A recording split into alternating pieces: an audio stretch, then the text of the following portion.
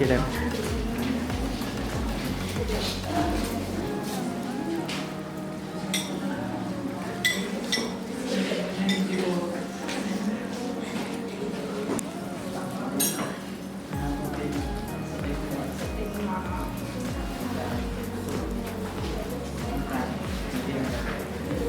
ปานกลางเนาะเลือกเครื่องดื่ม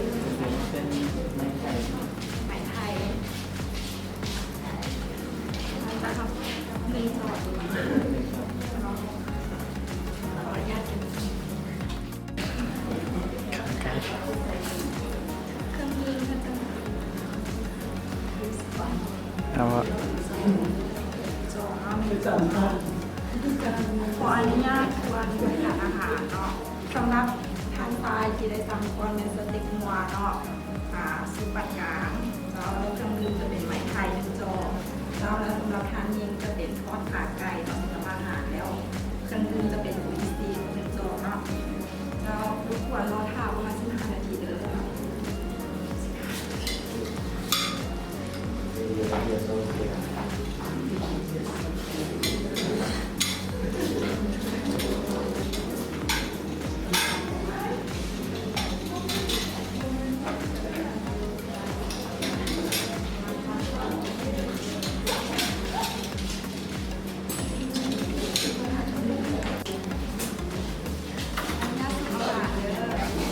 นี่จะเป็นทอดขาไก่เนาะ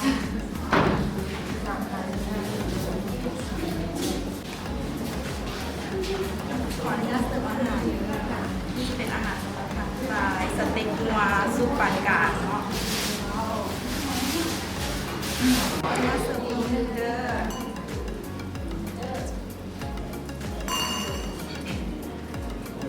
อันนี้จะเป็นโออิซิเด้อโออิซิค่ะ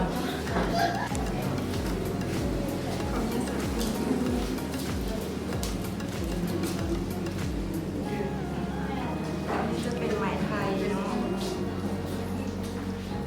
ขอเชิญทางกินและทางการทำประทานอาหารอย่างก่อนแล้วก็ขาดเหลือสิ่งใดสามารถเอื้อนได้ตลอดเวลาเราต้องหาที่ดีก่อน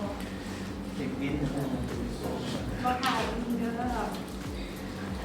แบบเงินสดหรือว่าแบบบัตรเครดิตเนาะ จบมากเลยนะ จบไล่ไปหนึ่งเลยทางดีๆเดียวเขาก็รู้จักเดียว มันต้องส่งคืนนะ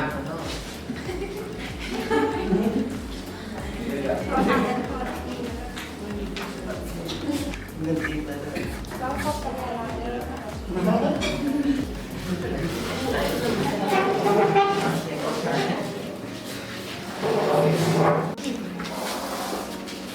ขอบใจสำหรับการมาใช้บริการกับทางห้างเฮาค่ะว่า